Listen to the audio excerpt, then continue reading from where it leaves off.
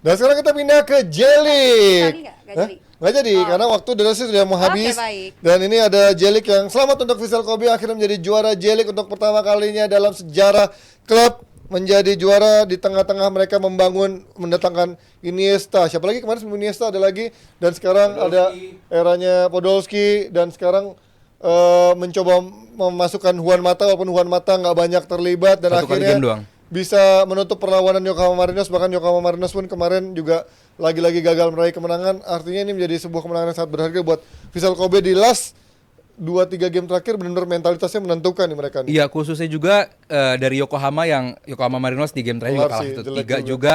Dan ya buat gua gue setuju sama pelatihnya Yoshimada bahwa bilang kita bisa begini karena kita memanfaatkan laga awal kita di awal musim. Dari 8 game awal dia menang 6 kali win streak.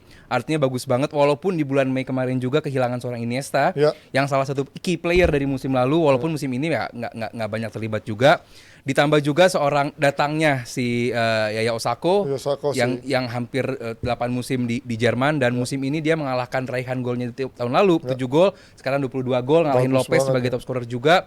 Dan sebenarnya di game terakhir itu menghadapi Gamba Osaka, gue melihat loh kok drop permainannya gitu. Padahal gue pikirnya bakal menjadi, walaupun dia udah menang pada Udah akhirnya, menang sih, juara. udah ngangkat dari musim lalu, cuman gue pengen menjadi ya game terakhir lah harus bagus. Dan gue lihat triangle antara Osako, terus juga pemain akademinya si Sasaki, terus juga Yasami Muto, yang musim ini dia menjadi satu-satunya pemain yang bisa bikin 10 gol dan 10 assist di liga di Jelik. Nggak ada pemain lain, hanya si Muto ini. Jadi buat gue secara tim, walaupun ya Osako udah berumur 34 tahun, cuman ya dibandingin pemain lain ini paling oke lah ya.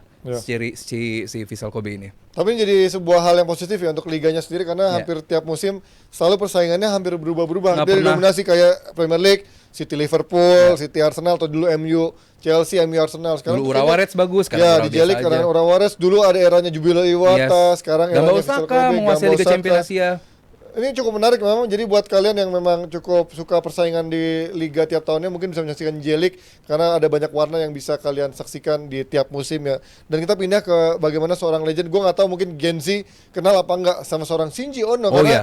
Shinji Ono ini merupakan pemain Asia yang dulu juga pernah mendobrak di Eropa. Namanya tenar buat di komik-komik Jepang juga. Bahkan kalau kalian pernah baca Comic Shoot, dia pernah menjadi cameo, muncul di karakternya Comic Shoot itu. Dan bahkan dia yang menjadi inspirasi buat Yoshiharu Kubo ketika diangkat menjadi film yang membuat jadi kayak pergerakan motionnya melewati 11 pemain itu adalah badannya seorang Shinji Ono. Dan sekarang sudah pensiun setelah berapa tahun dia berkarir cukup lama. Dan Dia main di Feyenoord lama. iya, Feyenoord lama. 2 musim.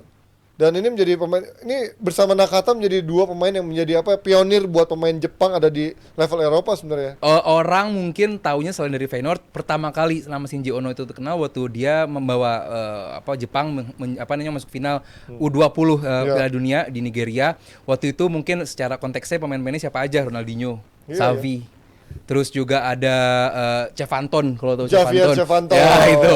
Jadi buat gua pemain terbaik waktu itu Shadow Kita. Cuman waktu itu berhasil membawa dia masuk final. Terus dari Urawa masuk Urawa, terus dibawa ke Feyenoord. Ya. Dibawa ke Feyenoord tahun 2001, tahun 2002-nya berhasil membawa Feyenoord menjadi juara Piala UEFA. Dia menjadi pemain Asia pertama. Pemain Jepang pertama yang membawa timnya juara untuk Piala UEFA, lalu balik lagi ke Urawa, terus dia masuk lagi ke Bochum. Nah, di Bochum ini dia musim setengah, tapi dia bukan hanya menjadi bench warmer, dia 30 game. Artinya menjadi pemain yang cukup penting di Bochum. Balik lagi ke Jepang. Nah, di masa kemasan itu di sini nih. Begitu dia balik lagi ke Jepang bersama Espulse. Sangat mateng sih Yes, berarti ya.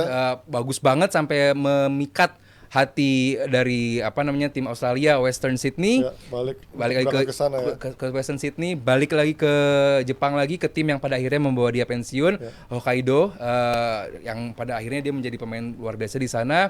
Terus balik, dia sempat merasakan main di J2 juga, balik lagi ke ke Hokkaido. Terus di musim itu ya udah, dia udah bilang musim lalu, dia bilang bahwa musim depan akan berhenti. Dan tepat di bulan 27 September kemarin, tepat di hari ulang tahunnya, dia ngumumin bahwa gue akan berhenti pemain. karena ya dia bilang setelah 39 tahun kaki gue menendang sepak bola, gue ngerasa udah cukup waktunya untuk berhenti. Dan ya kemarin dia berhenti di umur dia 44 tahun sesuai nomor punggung dia 44, dan dia bermain hanya 22 menit di mana setengah dari umurnya dan dia mendapatkan pelukan dari seluruh pemain, dari teammate, dan dia bow menundukkan kepala untuk stadionnya, dan ya ending yang luar biasa bagi Shinji Ono. Salah satu pemain Jepang terbesar yang pernah gua lihat ya sepanjang karir. Tapi kalau lu boleh pilih dari pemain Jepang yang udah pensiun, siapa yang menjadi favorit lo? Dari eranya Nakata, Ono, Nakamura, Nanami, Inamoto. Mungkin yang ceritanya paling mengena buat gue ya Nakamura ya, karena dia dari sekolah gitu. Karena emang rata-rata juga dari sekolah, cuman bagaimana dia bener-bener tendangan bebas tuh dulu trade market tuh si Nakamura, bagaimana dia sukses di Celtic juga. Kagawa juga bagus, dia sempat di Dortmund, sempat di MU. Iya, banyak sebenarnya Jepang nih nggak pernah kekurangan materi pemain, selalu ada aja karena sistem pembinaan aja. Apalagi waktu kita lihat ada 100 tahun mapping bersama Zico dulu, ini kelihatan Jepang mau dibawa kemana. Jadi ini mungkin pada akhirnya kelihatan bahwa negara-negara Asia ini udah lumayan tinggi gitu untuk pembinaan sepak bolanya, terus juga fasilitas. Ya mungkin kita bisa memilih atau menilik ke sana karena emang Jepang ini kalau untuk pembinaan sepak bolanya luar biasa sekali. Ya itu dia dari Shinji Ono, legend Jepang. Buat para Gen Z yang mungkin gak begitu paham bisa di googling aja. Tapi kalau kalian tahu eranya Nakata, Nakamura, ini Shinji Ono adalah satu pemain yang juga sesenior itu yang menjadi pionir juga buat para pemain Jepang yang bisa mendobrak Eropa sebelum eranya Kagawa, Badminton, dan siapa-siapa itu yang dari Korea sekarang belakangan cukup banyak. Satu lagi dari Jepang yang juga cukup fenomenal adalah promosinya Tokyo Verdy, tim yang sudah 15 tahun nggak pernah ada di J-League, J-League 1 ya, sekarang ada di J-League 2, akhirnya promosi kembali setelah 15 tahun, dan ini adalah tim yang mungkin belakangan cukup terkenal di media sosial karena menjadi timnya Pratama Arhan. Ini jadi sebuah fenomenal ya buat Tokyo Verdy ya. Iya, buat Tokyo Verdy-nya bukan ya. Buat Arhan, Tokyo Verdy-nya. Iya, kalau gue pribadi gue seneng Pratama Arhan masuk ke bisa menembus J2. Cuman kalau secara permainan ya gue nggak menganggap serius lah karena dia cuma sekali game doang musim ini, dan musim lalu juga cuma satu kali game. Ya mungkin untuk meningkatkan marketing karena Indonesia punya market yang luar biasa bagus. Cuman kalau secara kualitas ya gue lihat lah Pratama Arhan ini belum bisa menembus levelnya si J2. Cuman buat gue ini pertandingan yang sangat amat luar biasa karena di playoff final kemarin harusnya si Shinji Kagawa lagi si S-Pulse ini jangan seri Tokyo gitu. Verdy.